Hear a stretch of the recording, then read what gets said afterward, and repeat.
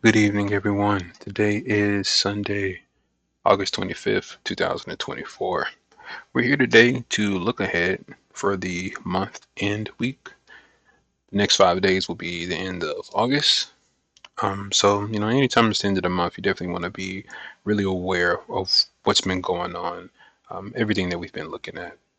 If you notice, we have our little timer at the bottom left. This is something that we're going to work on for next week to have with our bars for our 3 minute bar so we can really stay aligned to what's going on. So we're not looking at the bottom right hand of the screen. So just be mindful of our eye orientation. But I digress. So I have a little pathway for us to talk. I'll do my best to keep this under 20 minutes. But so let's start with the monthly candles. Again, we are overall bullish. This goes back to 2021. These are our monthly candles. This is August. Funny enough, this is August 3 years ago. So pretty much sitting sideways, we drift down, and then we ended up it's pretty much catapulting up since the lows. It was October, right?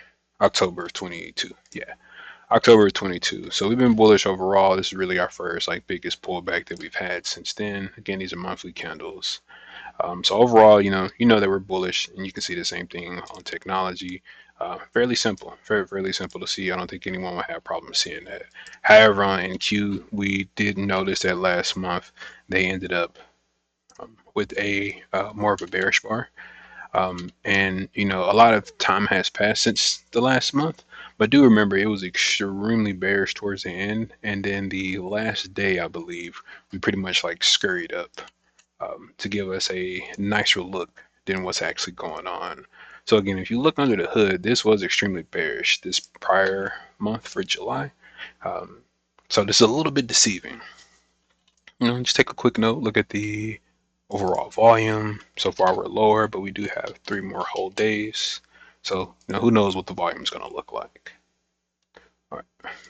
I'd be interested to seeing if this is a situation where we start off bearish and end up totally bullish, which definitely would be a very good sign for the buyers, or the situation where we're a little more aggressive to start the month and we have somewhat of a relief rally. I'm curious if we're going to see more downside pressure, which will be fairly interesting if we get back into these other ranges from earlier in the weeks. Looking at the weekly candles now. So again, a lot of respect was shown to the bears on our way down, even on this weekly candle here, but it was overall lighter volume on our pullback up. You can say what you want to say. It's a lot of nuances to bull markets and bear markets. Definitely, this is not a bear market from what we've seen. I mean, you can possibly look at this as a brief look above, but I mean, at this point, I mean, we had a clear test from these 2022 levels, and we held extremely well. So, and this was our first retest, and this makes sense. So it's really important to see how we finish this week for the S&P 500, the Nasdaq, just the market in general, just to see if we're going to have continuation with low volume, or if we're just going to just balance more sideways. We'll look a little more deeper at our catalyst for the week and what's on the docket. We definitely have the opportunity to do that. I do want to look at the delta. Again, I don't typically do weekly reviews, so pardon me if I'm a little scattered if I come back. But just want us to just really pay attention to, you don't have to look at the exact numbers, just look at the colors. You have your delta and then the volume. So this is July 16th, so the middle week of July. As we started to balance, the volume started to pick up with the darker colors. Definitely towards the sell-off from that yen intervention, I forget what kind of trade it was. The carry trade, that whole situation, we sold off very big opportunity, big ranges, big volume, and ever since then we just been like fluttering up. As time has progressed, very light volume, very light until the middle of August, and dropping under a million. And now we're starting to pick up again. And when are we picking up? Well, excuse me, as we're picking up volume, we're seeing more sellers. So definitely more buyers pushing. This definitely could have been shorts that are possibly trapped, feel free to stop the video and you can look at the actual delta. I didn't merge these bars, so the increments are 1 point per bar. So it'll look a little different than it normally does. But you can see some of this is probably just a lot of just a lot of these are shortcut rallies and new money for sure. But it's just interesting to see the higher delta on lower volume. So we really want to look to see what happens with volume as we progress during the week. And also, what does the delta look like? Because I mean, this is extremely low volume just across the board. You can see just relatively this is low, but normal-ish to the behaviors that we're having on our rise up. So this looks pretty normal. This looks pretty bullish if you're looking at it from that standpoint. But we do want to keep an eye on the engulfing day that we had here on Thursday, but a beautiful response from the buyers, even with the lighter, even with I don't know what happened there, even with the lighter volume. All right, let's give that same respect to NQ. So again, we have our weeklies, then we have our dailies. The selling is a little more pronounced on the NASDAQ naturally. They're the ones who let us down here. They're also the reason that we rose from these lows. So a little more bearish here. And then notice the two inside bars for both ESN and Q. Inside bar on Friday for ESN and Q is what I mean. We're already in our overnight session so far. All right, let's see. So we're at 7 minutes so far. So we're able to discuss like our higher time frame. I wanted to discuss like the narrative. I am going to spend some time breaking through this market profile. So we'll look a little deeper to see how we're positioning and structured, because this is what makes sense for me. You really can't glean too much from these bars here and even the delta. I like looking the way that we actually trade. I do want to mention for the narrative, we can discuss the delta and the volume. We also want to look at how we are trading in comparison to our prior days ranges. Are we staying in these ranges, or are we unable to test and hold above? Or when we do get into prior ranges, are we selling off overnight, or are we gradually accepting these prices and drifting up, you know, in our overnight sessions? So I think this week is going to be incredibly important to how we trade in the overnight. So no surprise if we have some moves there, which gets a little more activity. So you may see the volume increase. You may see a little more people interested as different time frames are being involved now, because as right here with this balance that we've been seeing, it's only so much that you can do with this. You can make money for like shorter time frames for sure. But once we start breaking these 55.40s, where we get above, this 56.70s areas, who knows what we'll see, but we'll look at the actual prices on the volume profile, which I much prefer. I mentioned the overnight. I mentioned how we're trading with the prior day ranges. So yeah, those are going to be incredibly important. So just be on the lookout for that. All right. Okay, now we'll go ahead and look at what we have on the docket here. So to see if we are gonna jump out of this balance range, if we are gonna have increasing volume, like where exactly would that come from? Why would that happen? It's not gonna be on Monday. People are getting overly excited, barring any kind of like geopolitical news. I haven't heard of anything, to be honest. I haven't looked. But barring any news, we're just looking at scheduled events right now. And again, I take this with take this with a grain of salt, because I'm no fundamental expert by any means. But I care more about, not I care more about, but in my current stage of my development, I'm focusing more on the market generated information and the market's response to the data. We can observe and respond to what the market is doing, and then ask questions later. Because currently, I mean, it'd be too much processing power for me to understand exactly what's happening with the data and what's happening with the actual price action and being able to respond efficiently. So let's look at the easiest one. We'll look at earnings. Not too much on earnings here for Monday. Not too much on Tuesday, from my understanding. I'm not too familiar with these companies. Wednesday, probably some discretionaries up in here for sure. Consumer discretionaries. CrowdStrike will be interesting given the situation they had, I think, last month, and Salesforce for sure, and as well as NVIDIA. I think a firm as well. Big time NVIDIA.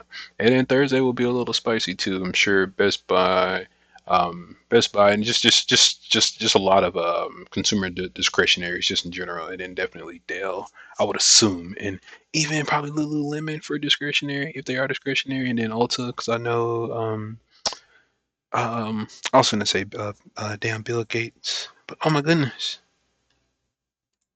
I was close to saying Bernie Sanders, but damn Warren Buffett. My apologies. Warren Buffett bought a huge stake in Ulta. So yeah, that'll just be interesting, just more for like entertainment. But okay, so we have an understanding for NVIDIA for sure. So definitely Monday, Tuesday. Wouldn't be too surprised looking at balance just from this. Possibly even more continuation or balance after with Thursday and Friday. Wednesday, I really want to see. This is very nice for them to be in the middle. And I know there's no economic data, which we'll look at shortly. There should be no responses or no planned events on Wednesday outside of a speaker. So the video will be a very nice right in the middle. We'll see how we respond, higher or lower, based off the structure that we see, and kind of go from there. So very nice from the video. Looking at this week's major economic reports and Fed speakers. So we have more of a lighter situation on Monday, mainly looking at 5:30 with a with the 11 a.m. Interview. Tuesday would be a bit lighter with the 6 a.m. and the 7 a.m. Wednesday is mainly going to be the earnings for NVIDIA, and then we have a speaker here. On Thursday, this will be more of a medium tier as a collective unit. We have our 5:30s and a 7 o'clock, then another speaker midday. And then Friday, this would be more of a higher tier given the collective unit and just PCE just in general. And then a PMI here. I'm not too for sure about this Chicago Business Barometer. I need to learn more about that. And then we have even more data coming for next week. And then don't forget that we do have Labor Day. So the market is going to be closed next week. So given the end of month, plus the economic data, plus earnings from NVIDIA, and then a shortened week next week, I'd imagine you're definitely going to see some offsetting of risks as we go into these, as we go into the sessions. So again, we have an understanding of earnings, then we have an understanding of our economic reportings. So definitely would be a nice opportunity to for both sides to reposition. All right, so let's look at the market profile. And actually, before we get there, I will say for NVIDIA, I do have a playbook trade for them specifically. Excuse me, for big tech earnings, especially when we're in balance. That's something that we'll speculate a little bit more on as we gather more information Monday and Tuesday, looking into Wednesday, and you'll definitely hear me speak on it on Wednesday morning if we, depending on how the situation goes. All right, so let's check out the weaker and the ones that brought us to the all-time highs and the ones that pretty much caused us pullback. So I went ahead and broke up some of these profiles. So here we have from the middle of April. So here we have the middle from April all the way to the end of July. Pause, turn your head to the right or turn your phone and notice the high volume nodes here above these 2000s, about 20,000, 800, 700 range.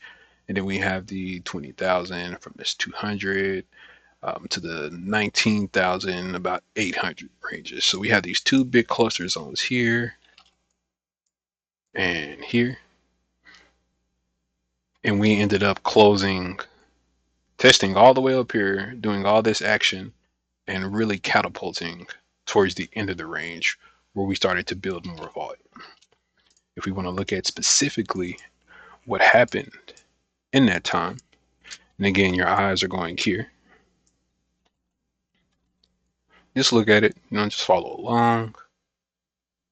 I believe down here was a contract premium. I could be wrong. It should be the contract premium from the rollover. So we ended up opening here. because I just remember us talking about this just for a while, especially in my notes. But just look at the way that we're just kind of journeying up as we're doing our month in. We just want to have really good context of where we're coming from. We're at our all-time highs. The nice looking rejection up there, another lower high, steep sell-offs. We're balancing, balancing, balancing. Definitely having more situations with gap downs. Gap downs are coming more apparent. Volume was increasing very much so. Starting to get into these contract premium zones. So at this point, you're literally trading your prior contract prices that premium was given up, which I believe is contextual and substantive um, within the context given. Steep sell off, balance, try to rise above again, another failure to get back into that range, steep sell off. Not only do we have a steep sell off, we have Japanese yen news. This is the Friday. This is the August 1st. Or it may be like a Thursday or Friday. But this should have been like the last day because I remember we ended extremely bearish. We started out near the highs and we ended up closing with a very high volume. And not only did we close with nice volume near the lows with a B-shaped buyer liquidation day, we gapped down massively and had a day with 226 range on the ES and shit. I don't remember. I can do my chart calculator. Yeah, this was about a thousand point range for NQ, which is massive. That was a lot of speculation on whether we were going to have a limit down day, but very nice overall. So I'm not going to go over each day. I just want to do Monday. Just want to look at our Monday, Tuesday, Wednesday, Thursday, and Friday. Again, this is the bull flag. We'll merge these together slowly, and you can just see how the profile shapes. We have our Thursday, and then we have our Friday. Massive volume. And for us to get above, this was massive volume that was happening. For us to have that steep sell off and bull flag spike up and bull flag above, test above that range, and then sell off, find support near the midpoint, and then continue trending upwards. This climb back was interesting to see. There was such a large amount of volume and emotion that was going on here, and then we just slipped through, which is a very big sign of how strong coming off these lows have been. I let this compress. This was the not last week or the current week. This was the week of the 11th, and you can just see we fought our way to shoot higher. Slip through on lower volume. These areas still need to be tested. Complete high volume node here above these 1900s. And we're finding our way and agreeing on price at these 19,600s. So off that bull flag continuation, coiling, impulse, coiling, impulse, coiling. If you've been watching my videos, you remember us saying that. You merge those two together. And you can just look and see how this structure is forming. I think it's interesting to see, even when you merge it with the prior structure.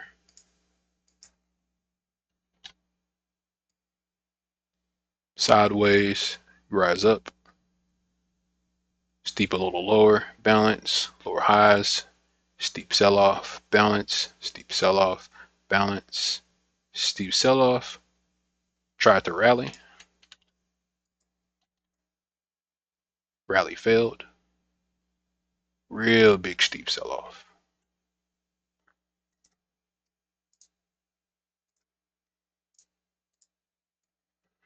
And then that's when we had our bull flag continuation that we just reviewed. So again, just some very good context to remember where the Nasdaq is. And then as we did that bull flag continuation, the coiling, and then the impulses with the coiling and more impulses, and ending on the coiling pattern, we basically have balance for the whole prior week, Monday through Friday. So there's a lot of compressed energy.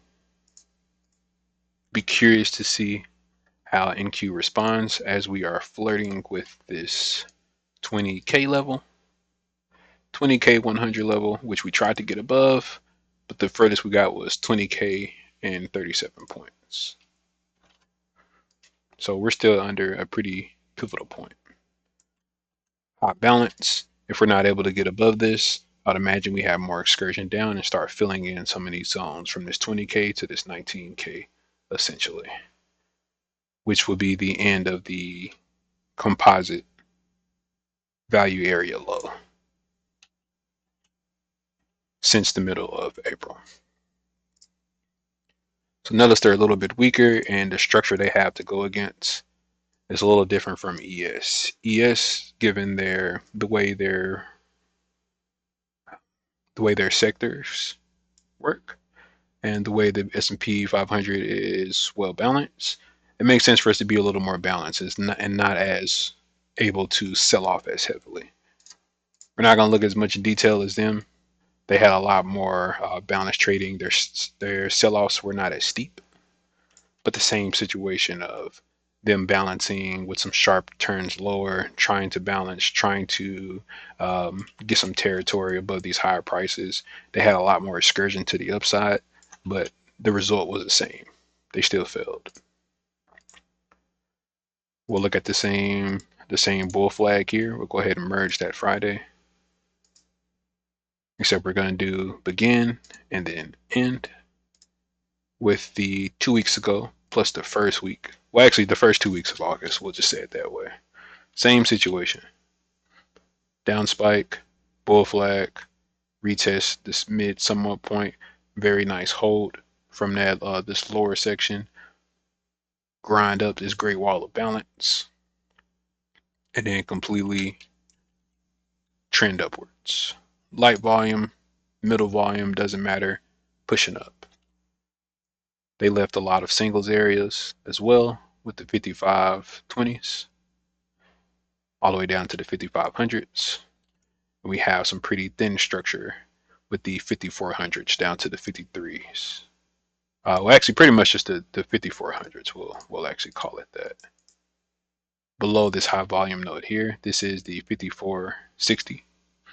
So down from 5460 to about 5370.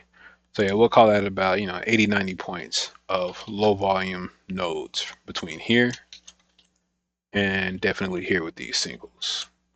So again, the more volume that the ES can build above, as we get ready to test this composite volume point of control at 5640, which last week has already been done. So I mean, what else do you want from the S&P 500? I think they're incredibly bullish, and it seems to be like a freight train. Notice just how much more erect this is, and they're accepting higher prices. These were considered cheap. This opportunity was bought and continually bought this whole way up. Reason being, who knows? Doesn't matter. This is incredibly bullish for the S&P 500. So if you're looking for someone to short, technology may be more of their route. However, if you're looking to buy, potentially, ES will be much more of a sturdier hold for the most part. And of course, the more we balance above this 5200 area and we do not touch these singles, I think the bulls will be in great shape overall. So man, that's pretty much it. I wanted to revisit how we created our structure. So we're not just saying bull flag, bear flag, so on and so forth, low volume, high volume. We really have some good context of how this month has formed. I'm curious to see how this monthly candle is going to finish, if it's going to continue being bullish, if we're going to have a potential pullback. And sustain higher prices, if the bulls are going to finish strong, or if the bears are going to try to step in and assert themselves a little more towards the end of this session, end of this monthly candle rather. So again, I typically don't do weekly reviews. If anyone watches this, you can definitely let me know. I think it was a good exercise to kind of get my thoughts out, a really good understanding, especially as we head towards the month end. Just really have a good understanding of where we're coming from and where we may go. I'm very grateful for this market profile. It does a great job of organizing this data for me in a way that makes sense and just looking at the prices. So make sure we get some rest and look forward to next week. All right, later.